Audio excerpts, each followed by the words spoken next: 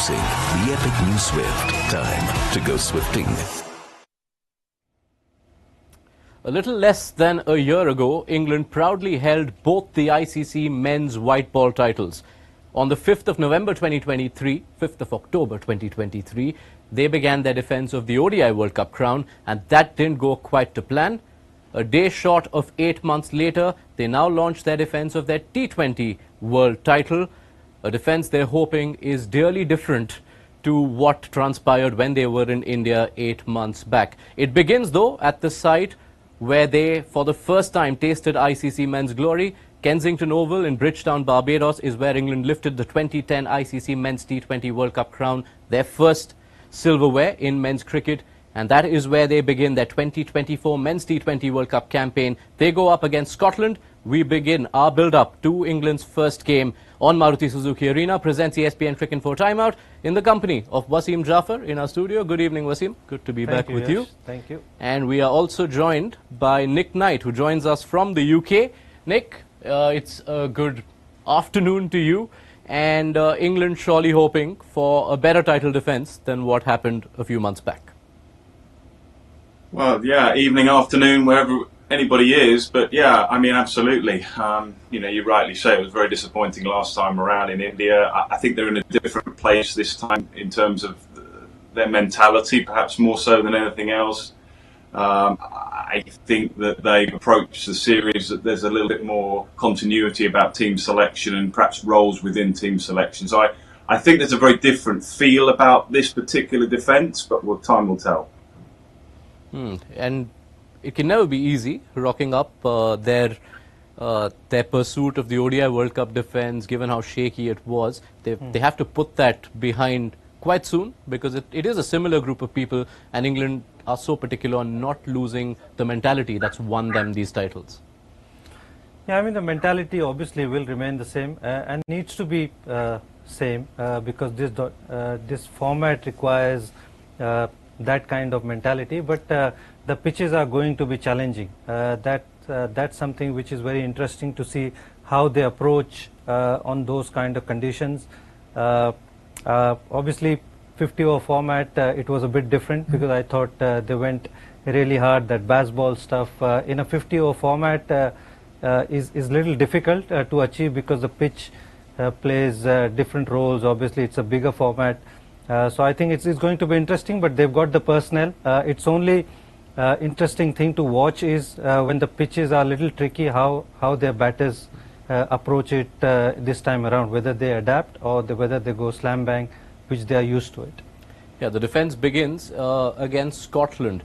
It's a potential banana peel, but Nick Knight, I want to get a sense from the UK, because we've seen from here when England and Scotland go head-to-head in rugby and in football, it tends to be feisty. What's the atmosphere like as these two old rivals collide, but for the first time in a T20? Well, you're absolutely right about the rivalry. I don't think it's probably quite the same in cricket. I think there's an expectation back here in the UK that whilst it's not going to be a walkover or straightforward in any way, I still think there's a lot of confidence, obviously. I mean, they have slipped up against Scotland, I think in 2018 at the Grange in Edinburgh. Infamous win there for Scotland. I mean, they will respect Scotland, that is for sure. But they'll be quietly confident that with the resources they've got and the way they've approached this tournament, that they'll be strong favourites to win the game. But I do think there'll be that healthy respect. I mean, they will know some of the players quite well. A number of the players will have played domestic cricket in the UK, so there'll be a bit of familiarity there. But yeah, deep down, let's be truthful and let's be honest, England will expect to win the game and win it well. Yeah, you could imagine that it seems like a mismatch on paper, given that Scotland don't play that much cricket. They are an associate nation. But England, while they are world champions, aren't quite the European force you'd expect them to be, because this is only the 5th time they go up against a fellow European country at the Men's T20 World Cup, and that past slate doesn't read favourably. You'd be shocked if someone had predicted this before these sets of matches were played, Wasim. But that is why the rest of Europe feels quite comfortable when they rock up against England at these T20 World Cups. Yeah, I mean, they'll be confident, obviously. And the pitches will make the game a little bit more interesting. The Scottish team will feel that they are in the game a lot more. If it was a good pitch, really batting friendly conditions, then obviously you will feel England will blow them away. But these kind of conditions will help Scotland team, and yeah, I mean those numbers are not really great to watch for the English fans or English players, because European teams have given them difficulty, so they would want to get over this one. Yeah, and the first blow for this contest has been landed by Scotland. They won the toss and they elect to bat first at Bridgetown, Barbados, which, Nick, we saw one game at this venue. Namibia and Oman played what was a thrilling finish, but a really low-scoring game. And having seen the pattern of the first few games, does it surprise you that Scotland are opting to bat first? Do you know what? A little bit, but actually, from a Scottish perspective, I kind of admire it, because the easy route would have been stick England in and chase. It's a little bit T20ish, it's a little bit what sides do. It can be perceived as a little bit defensive. I think what they've probably done is be a little bit more aggressive with their mindset. They have a good number of bowlers who they feel can perhaps be more of their strength and defend the target. So, as Wasim's saying, I do agree with him on the sense of the pitching conditions. I mean, when we're not at the ground, we can't be precise about them and perhaps give our opinion, but we get a feel for it. I mean, I played there. You get an understanding of perhaps what to expect. And if, Mark Watt may well open the bowling when they get a chance to bowl. Left arm spin, right hand as a right hander, the top order, very dominant right hand top order. Therefore, all those sort of things, I think perhaps Scotland are saying, do you know what, if we can get a score on the board in a day game, we might be at our best chance of winning. So I kind of admire it. Let's see how it plays out. I suspect if it was England, they probably, I don't know what they'd have done, but I don't think they're unhappy about bowling first. Yeah, it does feel like, given the trepidation you may expect some of the bigger teams to have, especially having seen how it's not been easy to go hard, it almost feels like a toss that both teams would be happy with. I think so. I think it's a tricky one, what to decide on those kind of pitches, considering Namibia and Oman played that low-scoring one, and the variable bounce was there. They played out a super over. But yeah, I mean, you are not looking at very high score anyway. So they would be pretty keen to settle into a 140, 150, I don't know. I'm just saying a number. But if you put up a decent score, then I think the kind of bowling attack that Scottish have and the kind of pitch that they are playing, seeing what happened in the last game, they'll be in the game. So much intrigue around how most of the favourite teams line up in their opening encounters. You haven't seen most teams play a lot of T20 cricket together. Let's see how England shape up for their first game in this title defence. They go in with a team which does not feature Sam Curran, player of the final in 2022 as well as player of the tournament. There is a return for Jofra Archer. The last time he played a World Cup game for England was the 2019 ODI World Cup. He is back on what he will call home soil. Three full-fledged pacers in Archer, Mark Wood, Chris Jordan, Adil Rashid the spinner, and Moeen Ali, Liam Livingston providing spin all-round options with the top five that was likely to feature. Nick Knight, on expected lines, the English lineup? Not well. I mean, it's a good one. It's a real talking point, because I think when England picked that side, they have so many resources that they could go all out pace, and that's pretty much what they've done in terms of Archer and Wood. They've got Jordan as well.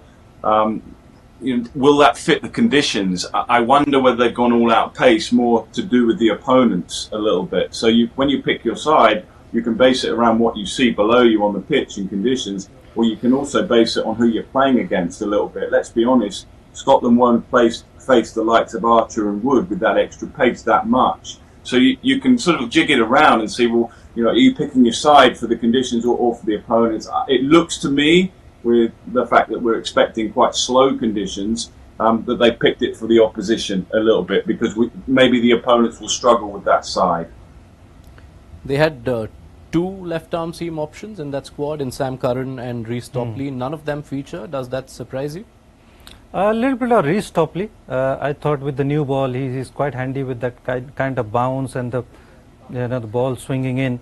He does bring in that X factor as a left-arm seamer. Sam Curran not so much, because I think Chris Jordan probably provide a little bit more, even though he was a man of the tournament in the last World Cup, and he had a decent IPL as well. But Chris Jordan, he bowls some difficult overs. He can bowl in the death. gives you handy runs lower down the order as well. Compared to Sam Curran is more suited to bat 4 and 5. That's where he's batted in the IPL as well. So I think it makes a sense to pick Chris Jordan. But yeah, I'm surprised Reece Topley not seeing there. What this combination does mean is that England go in with the full complement of their Barbadian connection, because 3 players who feature in this 11 have roots with Barbados. Jofra Archer, as everyone knows, was born in Bridgetown. He lived there for 20 years before moving to England around 2015. The rest is history. Chris Jordan too, born and raised in Bridgetown before moving to England on a sports scholarship. And Phil Salt lived in Bridgetown for 6 years, from the age of 9 to 15, honing his love of cricket. And Salt, in fact, was present at the Kensington Oval when England lifted the T20 World Cup title back in 2010. He saw Paul Collingwood do that. So, Nick, fair to say a lot of familiarity to these conditions for quite a few members of this English side.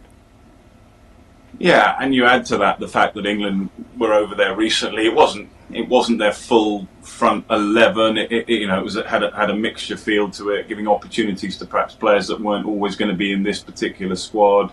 Yeah, there's a familiarity. It's a lovely story, isn't it? It's a really nice story, that, about Phil Salt when he was in the crowd. I think he was 13 years of age, and then all these years later he gets to have his go. I mean, I watched him in the IPL. I've obviously seen him develop a little bit over time. I mean, a seriously good player now. I think he's opened up both sides of the ground a little bit. To start with, it was perhaps a little bit more leg side. Now he's got this ability to hit all parts of the ground. I mean, he's going to be difficult to control. Clearly a big lift is Archer back. I think it's a big lift for the dressing room, because they realise how influential a bowler he is at all phases of the game. A lot of bowlers have their particular phase where they're very good. It might be the start, the finish, in the middle. I think Jofra's great strength is he can be called upon at any given time. Yeah, you speak about the big lift for the English dressing room, Nick. It's perhaps a big lift for the profile of the World Cup itself. Jofra Archer announced his arrival in 2019, new to the English setup, but such a key member of them winning that ODI World Cup in 2019, bowling that super over. So many years in and out, battling fitness concerns. The return to the World Cup stage happens at the place he's called home. This is quite a sweet story, Wasim. It is indeed. He's obviously he's part of Bridgetown. He's lived there and obviously he's grown up there. And along with Chris Jordan, you mentioned. So yeah, it'll bring back sweet memories. And he's an integral part of this team, this bowling attack. And when Jofra Archer is on song, he's bowling at that speed. He's a tough guy to face. And with the new ball in the middle overs, in the death, he's got raw pace, and he's obviously had coming back after injury, and the games that he's played against Pakistan, he did show good performances, even lower down the order with the bat. So Jofra Archer, the more game time he has, I think it's good for England, and he's an X factor with the new ball in the hand. Yeah, England would have hoped for Archer's sake that they got as much of that T20I series. You saw 2 games washed out, which is not surprising. Given weather in that part of the world. But Nick, what did you make of Archer in those 2 games he did play against Pakistan? As good, if not better than I expected, if I'm honest with you. I think, Wasim will know, all players that have played at that level and been out for some time, particularly when you're a fast bowler, you come back in slightly nervously a little bit, how much confidence you got running in to really slam that front foot down and get through your action. I was pleased with the speeds that he bowled. I was pleased with the accuracy. I put a word of caution, though, because whilst we all talk up Jofra Archer, understandably because of the immense skill and talent he's got, I still would say let's just let him ease into the tournament. And yeah, okay, he might fly into this game and get brilliant figures and bowl really well. But over the course of the tournament, I would expect him to get better and better. This second game against Australia, let's hope that he's a bit better from today's game, whatever happens, because we do expect superhuman things from these guys, but there's a reality to it that he is still coming back. Yeah, and as happy as Archer and the likes of Jordan and Salt will be to be playing in Bridgetown, Barbados, what they're really hoping is to be present for the last game that's at Bridgetown as well, because that will be the final on the 29th. They also play another game against Australia, the big game of their group stage, which will also be held at the Kensington Oval. Having seen how the conditions are, the biggest challenge, especially for a side as attacking as this, is to quickly find those multiple gears, which is quite clear will be required to succeed at this World Cup? Oh, without a doubt. I mean, that's going to be a challenge to the batting team.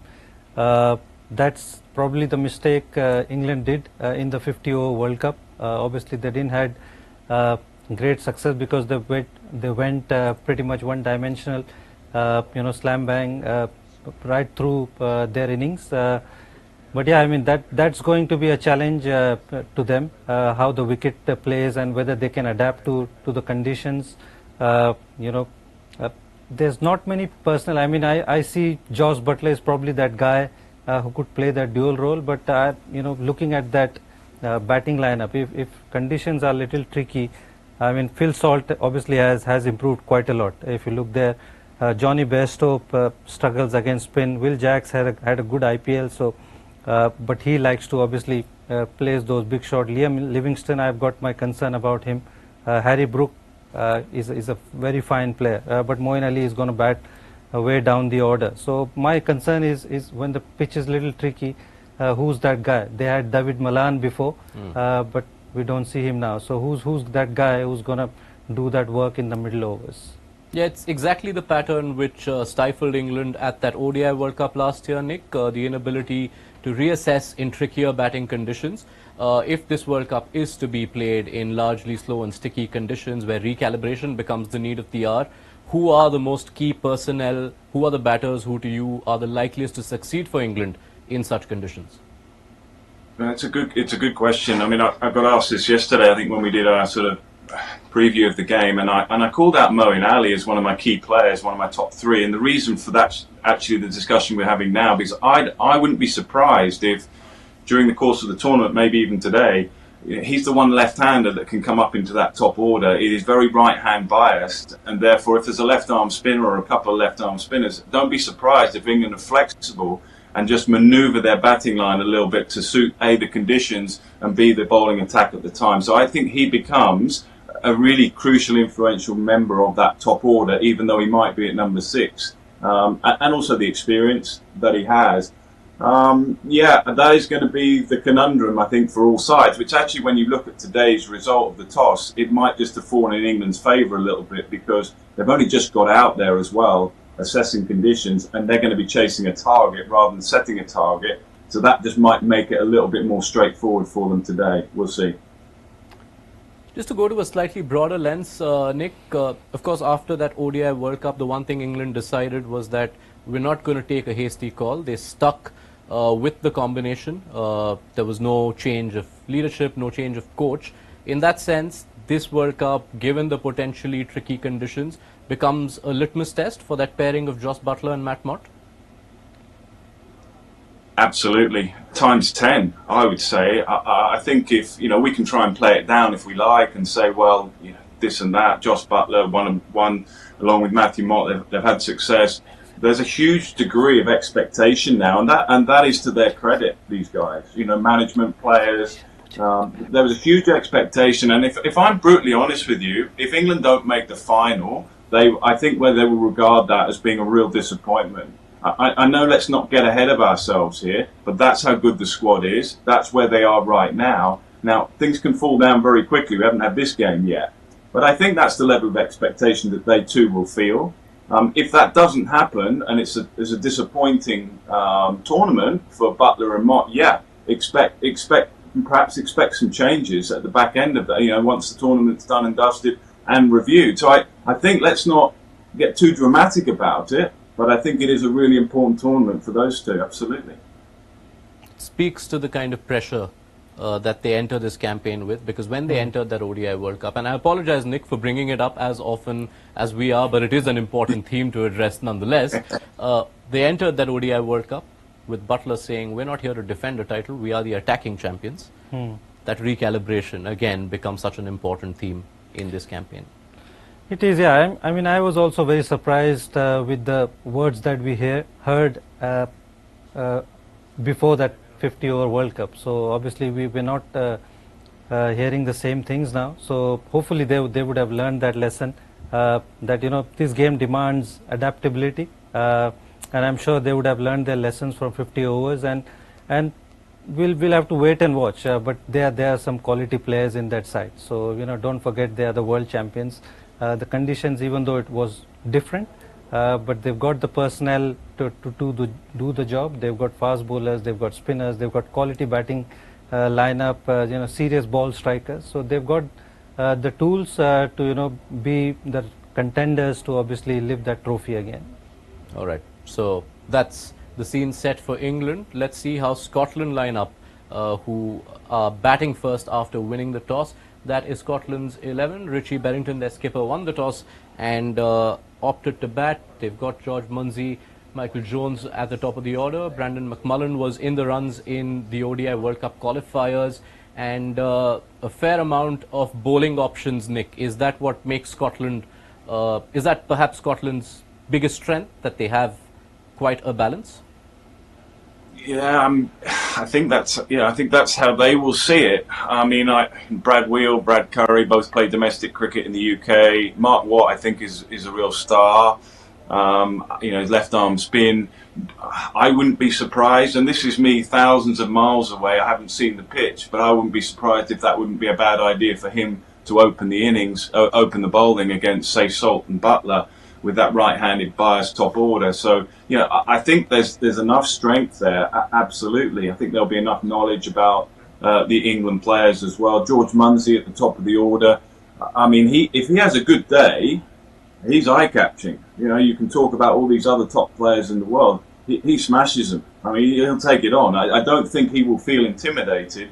The one question mark you'll have is how does he cope with the Archers and the Woods and the Ace. But if it's a slowish pitch and a slow surface, he might have a little bit more time. So that would be the one question mark you'd have, perhaps a little bit. And then the quality of the bowling in the middle with Adil Rashid, who will play a pivotal role picking up wickets against a side that perhaps haven't seen that much of him or are used to that quality of bowling.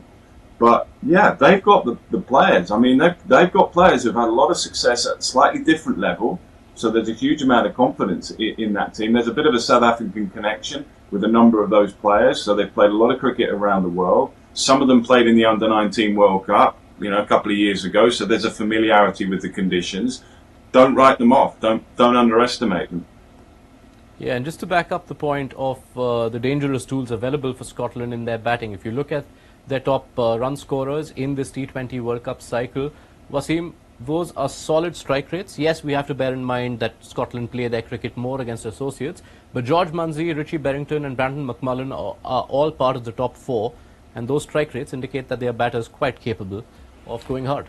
They are. I mean, those are impressive numbers, and George Munsey, Nick has talked about, and that's an impressive number. Averaging 40 in this format is absolutely fantastic. Richie Berrington is in fantastic form recently. Again, he's striking at 160 plus. Ollie Harris. So those are really good numbers, even though they've come against associate nations. But I think they've got the tools, and if they got used to the conditions early and obviously had a good day out, they can pack a punch. So don't be surprised. Like Nick says, they look forward to this game. They look forward to this opportunity. So, and they've played in English conditions. They kind of have seen and mingled around with all those players. So yeah, they'll be looking for this opportunity. Yeah, and as much as we bring up what the opponents are for Scotland when they tend to play outside of World Cups, it is worth pointing that one of their most recent series was a tri-series where they took on Ireland, who are not an associate, and Netherlands, who, while being an associate, are a side that no full member likes facing. So Scotland should be able to pose quite the challenge. And since we've been on a theme of reminding viewers of the past, Nick, bear with me one final time, because I want to remind our viewers that while Scotland and England have never played a T20, a men's T20I before, they have played a few ODIs, and the last of them was 6 years ago, and it's a game where Scotland scored 371 and won. Yeah, I mean, gosh, I mean, it brings back nightmares. It really does. And this was also at a time, don't forget, where England were resurgent in one-day international cricket. I mean, the one thing I would say is, Butler didn't play in that game. I mean, when you sometimes look at certain games, you look at it from England's frontline 11. It's not always the case. Some of these bilateral series, you'd say the same, where you look at a series result and think, well, England lost that, but actually it was an experimental side and there was an experimental feel. I'm not trying to take anything away from Scotland. I mean, that would be probably Scotland's finest hour, and it will provide a lot of inspiration for them going into this game. There'll be a number of players that played in that will be recalling that moment, and rightly so too. I mean, it wasn't just a win. I think it was the style and the manner with which the win took place that will give them immense amount of pride and also hope and incentive going into today's game. Yeah, I say it again, don't underestimate them, and I don't think England will. And I will promise you, Nick Knight, that that's the last itch of the past that I'm going to scratch for today. It's just something that we find very comfortable doing, because sitting here in India, that's what we've been doing for the last 10 years, itching past scars and hoping to change the narrative. But Wasim, let's get into narratives, into predictions as Scotland get ready to bat. They're batting first, Bridgetown, not easy. How do you see them going? Well, I expect them to score somewhere between 140 and 150. I'm not expecting too many things. Obviously not a very big score, but 140 and 150, I think they'll be happy considering what happened in the last game. That will give them something to fight. So around 150. Nick, what do you make of it? Where do you see Scotland ending? I can't really pluck any numbers because I can't see conditions. I don't know what the pitch is like. What I'm interested in, and I think Wasim made this point a little earlier, right at the top of the show, is how both sides adapt. I think that is going to be the key. You know, England have got all the resources. Scotland have got the power at the top of the order. You know, they're going to have to quickly work out what a competitive score is. That is going to be a challenge for them. England are going to quickly have to work out whether pace is working. If it's not, take the pace off, cutters. When do they bring the spinners in? How early do they bring the spinners in? For me, that is what's going to be really interesting watching. Sometimes these games aren't all about fours and sixes. This one may prove to be so, but if it's not, how quickly can you adapt? And that will be the challenge for Josh Buttler now. Owen Morgan was a master at assessing conditions and tailoring his team and his bowling conditions to those conditions. Josh Buttler's got to do exactly the same here. Yeah, and I'll tell both you gentlemen that all bets are off, because as things stand, there might be a lot more adapting to conditions involved, because there is a bit of a shower that has meant that there will be a delayed start to this game. We will wait and find out how much the game is delayed and when it does begin. But whenever it does, when it is half-time and the Scotland innings is done, we will be back here and pick up the conversation with Wasim Jaffer and Nick Knight on Maruti Suzuki Arena presents ESPN Cricket for Timeout. There's a lot of reading material if you're waiting on what to do while it rains. Brad Curry, who plays in the England domestic cricket and picked up one of the catches of all time. Matt Roller spoke to him, and he spoke about Scotland's outlook going into this game. Pieces on Phil Salt and Jofra Archer and their Barbadian connection. All of that is there for you to read. So the ESPN Cricket app will have you covered. Download it if you haven't already, and join us at halftime on Maruti Suzuki Arena presents ESPN Cricket for Timeout.